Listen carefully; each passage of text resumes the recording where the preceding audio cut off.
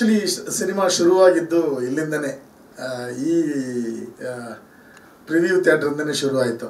ಏನಂದರೆ ಆ ಕರಾಳ ರಾತ್ರಿದು ಒಂದು ಸೆನ್ಸಾರ್ ಆದ ತಕ್ಷಣ ಇಮಿಡಿಯೇಟ್ಲಿ ಒಂದು ಶೋ, ಇವ್ರ ಫ್ರೆಂಡು ಸ್ವಾಮಿ ಅಂತ ಒಬ್ಬರು, ಇವರಿಬ್ಬರು ಸಾಫ್ಟ್ವೇರ್ ಇಂಜಿನಿಯರ್ಸು, ಇದೇ ಪ್ರಿವ್ಯೂ ಥಿಯೇಟ್ರ್ ಅಲ್ಲಿ ಕೂತ್ಕೊಂಡು ಸಿನಿಮಾ ನೋಡಿದ್ರು. ಸಿನಿಮಾ ನೋಡಿ ಹೊರಗಡೆ ನಾವು ಇಲ್ಲಿ ಲೆಫ್ಟ್ ಎಂಟ್ರಿ ಇದೀವಲ್ವ, ಅಲ್ಲಿ ಬಂದ್ಬಿಟ್ಟು ಸರ್ ನಮಗೊಂದು ಸಿನಿಮಾ ಮಾಡಿಕೊಡಿ ಅಂತ ನಮ್ಮನ್ನು ಅಲ್ಲೇ ಅಪ್ರೋಚ್ ಮಾಡಿದ್ದು. ಆ ಟೈಮಲ್ಲಿ ನನಗೆ ಒಂದು ಪ್ರಿಂಟ್ ಆ್ಯಂಡ್ ಪಬ್ಲಿಸಿಟಿ ಯಾವುದಕ್ಕೂ ದುಡ್ಡು ಇರಲಿಲ್ಲ ನನ್ನ ಹತ್ರ.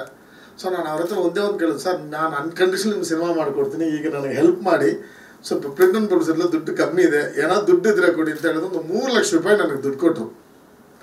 ಸೊ ಆ 3 ಲಕ್ಷ ರೂಪಾಯಿ ಎಥಿಕ್ಸಲ್ಲಿ ಶುರುವಾಗಿದೆ ಈ ಸಿನಿಮಾ.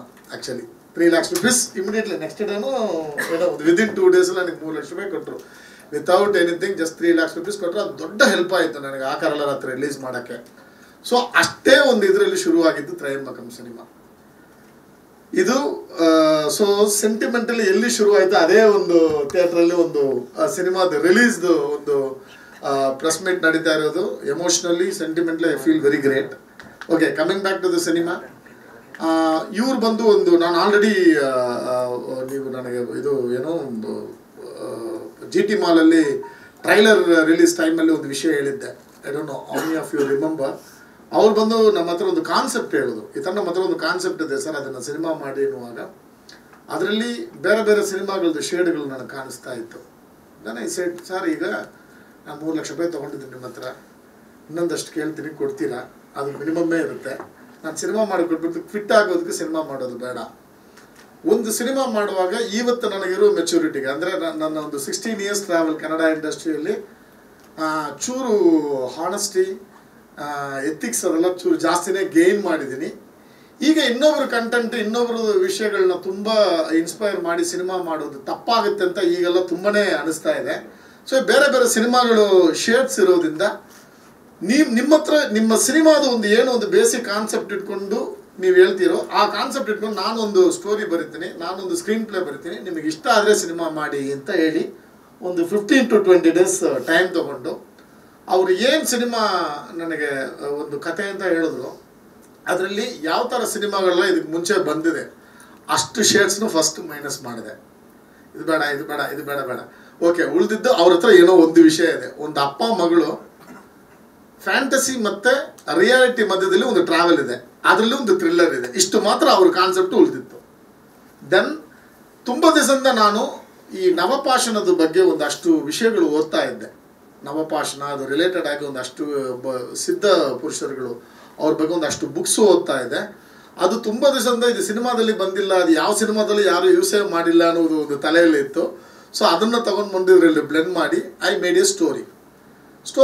ಒಂದು ಅರ್ಧ ಗಂಟೆ ನರೇಟ್ ಮಾಡೋದಷ್ಟು ಸ್ಟೋರಿ ರೆಡಿ ಆಯಿತು. Then I called Avinash, Swamy and Sandeep ಕರೆದುಬಿಟ್ಟು ಸಬ್ಜೆಕ್ಟ್ ಹೇಳಿದೆ. ಆ್ಯಕ್ಚುಲಿ ಅದಕ್ಕೆ ಮುಂಚೆ ಶಿವಮಣಿ ಸರ್ಗೆ ಒಂದು ಸರಿ ಫೋನ್ ಮಾಡಿದೆ, ಸರ್ ಈ ಥರ ಒಂದು ಫಾರ್ಮೆಟಲ್ಲಿ ಮಾಡ್ಕೊಂಡಿದ್ದೀನಿ, ಇದಕ್ಕೆ ಮುಂಚೆ ಯಾರಾದರೂ ಮಾಡಿದ್ದಾರೆ, ನಿಮಗೆ ಏನಾದರೂ ಜ್ಞಾಪಕ ಇದೆಯಾ ಸರ್ ನಿಮ್ಮ ಎಕ್ಸ್ಪೀರಿಯನ್ಸಲ್ಲಿ ಅಂತ ಕೇಳಿದೆ. ಇಲ್ಲ ದಯಾಲ್, ತುಂಬ ಚೆನ್ನಾಗಿದೆ, ನನಗೆ ಆ ರಿಲೇಟೆಡ್ ವೀಡಿಯೋಸು ನ್ಯೂಸೆಲ್ಲ ಕಲಿಸಿದ್ರು, ಅದು ವಿಷಯಗಳೆಲ್ಲ ಅವ್ರಿಗೆ ಶೇರ್ ಮಾಡಿದೆ. ದೆನ್ ಈ ಆಲ್ಸೋ ಅಪ್ರೂವ್ಡ್, ಯಾರು ಈ ವಿಷಯಗಳನ್ನ ಮಾಡಿಲ್ಲ, ಪ್ರಾಬಬಲಿ ಇಂಡಿಯಾದಲ್ಲಿ ಯಾರು ಟಚ್ ಮಾಡಿಲ್ಲ, ನೀವು ಮಾಡ್ಬೋದು ಅಂದರು. ಮತ್ತು ಇವ್ರ ಹತ್ರ ನಾನು ಮಾತಾಡುವಾಗ ದೆನ್ ದೇ ಸೈಡ್, ಇಲ್ಲ ಸರ್ ಚೆನ್ನಾಗಿದೆ, ಪ್ಲೀಸ್ ಈ ಒಂದು ಪರ್ಸೆಪ್ಷನಲ್ಲಿ ಸ್ಕ್ರೀನ್ ಪ್ಲೇ ಬರೀರಿ ಅಂತ ಹೇಳಿದ್ರು. I took another 10 to 12 days, road the screen play. ಆ ಸ್ಕ್ರೀನ್ ಪ್ಲೇ ಪ್ರಾಸೆಸ್ಸಲ್ಲೇ ಬಂದು ರಾಘನ್ ಅವ್ರ ಹತ್ರ ಒಂದ್ಸರಿ ಮನೇಲಿ ನಾನು ಮೆಸೇಜ್ ಮಾಡಿ ಮನೇಲಿ ಹೋಗಿ ಮೀಟ್ ಮಾಡಿ just I told the outline. ಈ ಸೈಡ್ ಅನ್ಕಂಡೀಷ್ನಲಿ ನಾನು ಈ ಸಿನಿಮಾ ಮಾಡ್ತೀನಿ ಹೋಗಿ ಅಂತ ಹೇಳಿದ್ರು. So this is the way the cinema started. So ಈ ಸಿನಿಮಾ ಸ್ಟಾರ್ಟ್ ಮಾಡೋ November 9th ಏನೋ ಓಪನಿಂಗ್ ಇತ್ತು, ಅಲ್ಲಿಂದ 19th ಶೂಟಿಂಗ್ ಶುರು ಮಾಡಿದ್ವಿ. ಮಾಡಿ ನಾನು ಅವ್ರಿಗೆ ಹೇಳಿದೆ, ಒಂದು 25 days ಸರ್, ಇಷ್ಟು ಬಡ್ಜೆಟ್ ಆಗುತ್ತೆ, 25 days ಶೂಟ್ ಮಾಡ್ತೀನಿ ಅಂತ ಹೇಳಿದೆ. But I finish the shooting in 23 days. ಈ ಸಿನಿಮಾ 23 ದಿವಸದಲ್ಲಿ ಶೂಟಿಂಗ್ ಮಾಡಿದ್ದೀವಿ. ನೀವು ಸಿನಿಮಾ ನೋಡುವಾಗ, ಒಂದು ಫ್ಲೋಲ್ಲಿ ಸಿನಿಮಾ ನೋಡುವಾಗ definitely you will not say that it is a 23 days shoot ಆಗಿರೋ ಸಿನಿಮಾ ಅಂತ ಹೇಳಲ್ಲ, ಅಷ್ಟು ರಿಚ್ ಆಗಿರುತ್ತೆ. It is because of Rakesh cinematography. ಅಷ್ಟು ಒಂದು ರಿಚ್ ಆಗಿ ಬೇರೆ ಬೇರೆ ಲೊಕೇಶನ್ಸ್, ಆಮೇಲೆ ಒಂದು ಫಸ್ಟ್ ಟೈಮ್ ಒಂದು ಟೆಕ್ನಿಕ್ ಪ್ರೊಡಕ್ಷನಲ್ಲಿ ಯೂಸ್ ಮಾಡೋದು ಪೂಲಿಂಗ್ ಆಫ್ ಲೊಕೇಶನ್ಸ್ ಅಂತ ಹೇಳ್ತೀವಿ. ಅಂದರೆ ಒಂದು ಕಡೆ ಹೋಗಿ ಸೆಟ್ಲ್ ಆಗಿಬಿಡೋದು ಒಂದು 4 ದಿನ, ಆ ಸುತ್ತಮುತ್ತ ವಿದಿನ್ 10 kilometers ಏನೇನು ಲೊಕೇಶನ್ಸ್ ಇದೆ ಅದು ಸ್ಕ್ರಿಪ್ಟ್ಗೆ ಹೆಂಗೆ ಯೂಸ್ ಆಗುತ್ತೆ ಅಲ್ಲೇ ಶೂಟ್ ಮಾಡೋದು. ಸೊ ದಟ್ ಟೀಮ್ ಬಂದು ಒಂದು ಟ್ರಾವೆಲ್ ರಿದಮಲ್ಲಿ ಫಿಕ್ಸ್ ಆಗಿರ್ತಾರೆ. ಇಟ್ ವಿಲ್ ಬಿ ಈಸಿ ಅಂತ. This is one of the techniques in cinema production, pooling of locations ಅಂತ ಹೇಳ್ತೀವಿ. ಒಂದು ಕಡೆ ಬೇಸ್ ಸೆಟಲ್ ಮಾಡಿಕೊಂಡು ಒಂದೊಂದು ದಿವಸನೂ ಒಂದೊಂದು ಲೊಕೇಶನ್ ಹುಡ್ಕೊಂಡು ಹೋಗೋದಲ್ಲ.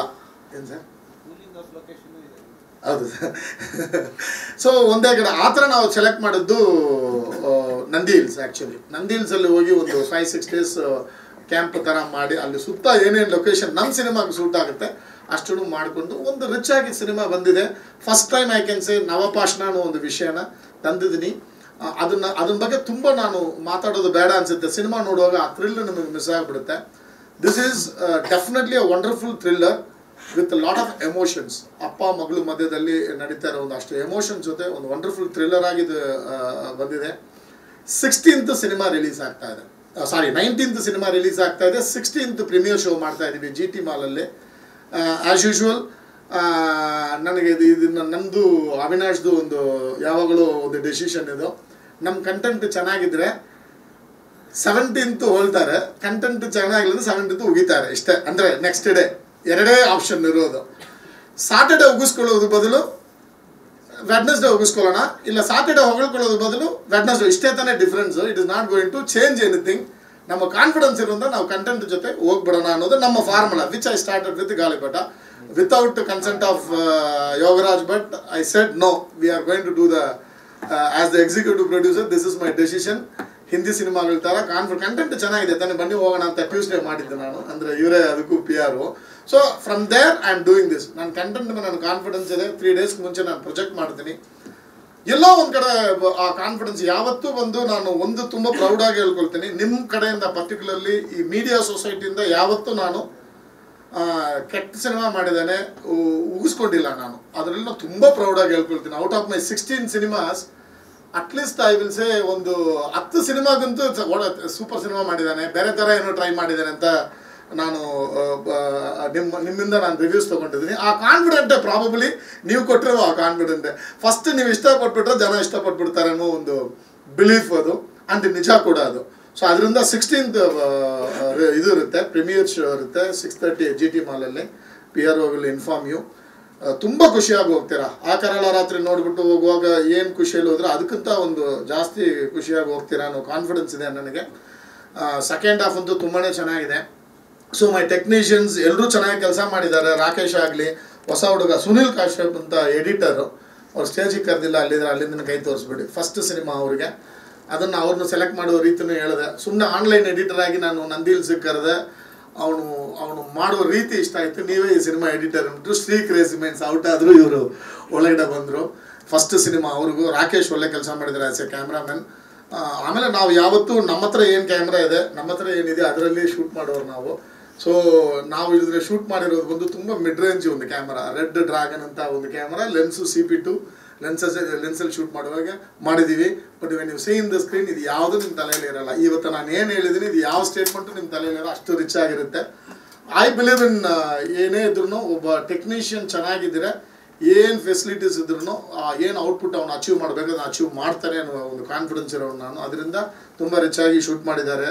ಆ್ಯಂಡ್ ಮ್ಯೂಸಿಕ್ ಬಗ್ಗೆ ಮಾತಾಡಬೇಕಂದ್ರೆ ಗಣೇಶ್ ನಾರಾಯಣ್, ಇದು ನಮ್ಮಿಬ್ಬರಿಗೂ 3ನೇ ಸಿನಿಮಾ, ಕಂಟಿನ್ಯೂಸ್ ಆಗಿ ಇದು 3ನೇ ಸಿನಿಮಾ. ಇದು ಒಂದೇ ಒಂದು ಕಂಡೀಷನ್ ಮಾತ್ರ ಇದರಲ್ಲಿ ನಾವು ಹಾಕಿದ್ದು ಏನಂದರೆ, ಇದು ಏನೋ ಒಂದು ಥ್ರಿಲ್ಲರ್ ಸಿನಿಮಾ ಅನ್ನುವಾಗ ಒಂದು ಟಿಪಿಕಲ್ ಟೋನ್ಸ್ ಇರುತ್ತೆ ಮ್ಯೂಸಿಕಲ್ಲಿ ಸರ್, ಇದು ಅದರಲ್ಲಿ ಇರಬಾರ್ದು. ಒಂದು ಚಾಲೆಂಜಿಂಗ್ ಮಾಡೋಣ. ಏನು ಅನ್ನುವಾಗ the whole cinema rerecording, majority of the instrument ಒಂದು single instrument, that is sitar. The whole cinema ಸಿತಾರಲ್ಲಿ ಒಂದು ಇಡೀ ಸಿನಿಮಾ ಥ್ರಿಲ್ಲರ್ ಸಿನಿಮಾ ರೀರೆಕಾರ್ಡಿಂಗ್ ಮಾಡಿರೋದು ಪ್ರಾಬಬ್ಲಿ ಇದು ಒಂದು ಫಸ್ಟ್ ಟೈಮ್ ಇರ್ಬೋದು. ಜೊತೆ ಅಲ್ಲಲ್ಲಿ ವಯಲಿನ್ ಫ್ಲೂಟ್ಸ್ ಎಲ್ಲ ಬರುತ್ತೆ. ಬಟ್ ಒಂದು 75 to 80% ಸಿತಾರಲ್ಲೇ ಇರುತ್ತೆ ಹೋಲ್ ಇಡೀ ಸಿನಿಮಾ. ದಟ್ ನೀವು ಇದು ನೋಡುವಾಗಲೇ ನಿಮ್ಗೆ ಅನಿಸುತ್ತೆ, ಏನು ಟ್ರೈಲರ್ ನೋಡುವಾಗಲೇ ಅದು ಅನಿಸುತ್ತೆ ನಿಮಗೆ. Whole trailer portion is whole cinema is ಇದು ಹೋಲ್ ಟ್ರೈಲರ್ ಸಿತಾರಲ್ಲೇ ಮಾಡಿದಾರಲ್ಲ ಅದೇ ಥರ. ಸೊ ಮ್ಯೂಸಿಕ್ ತುಂಬ ಚೆನ್ನಾಗಿ ಬಂದಿದೆ. ಸಾಂಗ್ಸ್ ಎಲ್ಲ ತುಂಬ ಆ್ಯಪ್ಟ್ ಆಗಿ ಅಲ್ಲಲ್ಲಿ ಕರೆಕ್ಟಾಗಿ ಯೂಸ್ ಮಾಡಿದ್ದೀವಿ. ಈಗ ನೀವು ಆ ಎಂಗೇಜ್ಮೆಂಟ್ ಸಾಂಗ್ ಏನೊಂದು ಸಾಂಗ್ ನೋಡಿದ್ರಿ, ರೋಹಿತ್ ಆ್ಯಂಡ್ ಅನುಪಮ ಸಾಂಗ್ ಏನು ನೋಡಿದ್ರು, ದಟ್ ಈಸ್ ದ ಓನ್ಲಿ ಸಣ್ಣ ಚೇಂಜ್ ಓವರ್ ರಿಲೀಫ್ ಇರುತ್ತೆ. ಅದು ಬಿಟ್ಟರೆ ಅದೊಂದು ಕಮರ್ಷಿಯಲ್ ಎಲಿಮೆಂಟ್ಗೋಸ್ಕರ ಅಲ್ಲಿ ಇಟ್ಟಿರೋದು. ಅದು ಬಿಟ್ಟರೆ ಒಂದು ಸಿನಿಮಾ ಬಂದು ಒಂದು ಬ್ಯೂಟಿಫುಲ್ ಹ್ಯಾಂಗ್ ಓವರಲ್ಲಿ ನಿಮ್ಮನ್ನ ಕರ್ಕೊಂಡು ಹೋಗುತ್ತೆ. ಒಂದು ವಂಡರ್ಫುಲ್ ಎಕ್ಸ್ಪೀರಿಯನ್ಸ್ ಆಗಿರುತ್ತೆ ನಿಮಗೆ ಅನ್ನೋದ್ರಲ್ಲಿ ಯಾವ ಡೌಟು ನನಗಿಲ್ಲ. So 19th release Jack Manju from Mysuru talkies ಅವ್ರು ರಿಲೀಸ್ ಮಾಡ್ತಾ ಇದ್ದಾರೆ. ಆ್ಯಸ್ ಯೂಶ್ವಲ್ ನಾನು ಅಂದ್ಕೊಂಡಿದ್ದು ABಯಲ್ಲಿ ತುಂಬ ಚೆನ್ನಾಗಿ ಹೋಗುತ್ತೆ. A ಸೆಂಟ್ರ್ B ಸೆಂಟ್ರಲ್ಲಿ C ಸೆಂಟ್ರ್ ನೋಡಬೇಕು. ರಾಘಣ್ಣ ಸರ್ ಇರೋದ್ರಿಂದ ಎಲ್ಲ ಕಡೆನೂ ಚೆನ್ನಾಗಿ ಹೋಗಬೇಕು. ಆಮೇಲೆ ಒಂದು ಆ ಕರಾಳ ರಾತ್ರಿ ಥರ ಪುಟ 109 ಒಂದು ಡಿಫೈನ್ಡ್ ಬ್ರಿಡ್ಜ್ ಸಿನಿಮಾ ಅಂತ ಇದನ್ನು ಹೇಳಲ್ಲ. This is A full fledged commercial cinema, classic commercial cinema ಅಂತ ಹೇಳ್ಬೋದು. I will not say branded commercial cinema ಅಂತ ಹೇಳಲ್ಲ, ಒಂದು ಕ್ಲಾಸಿಕ್ ಕಮರ್ಷಿಯಲ್ ಸಿನಿಮಾ ಅಂತ ನೋಡ್ತೀರಾ. ಫ್ಯಾಮಿಲಿ ಆಡಿಯನ್ಸ್ಗೆ ತುಂಬ ಇಷ್ಟ ಆಗುತ್ತೆ ಈ ಸಿನಿಮಾ.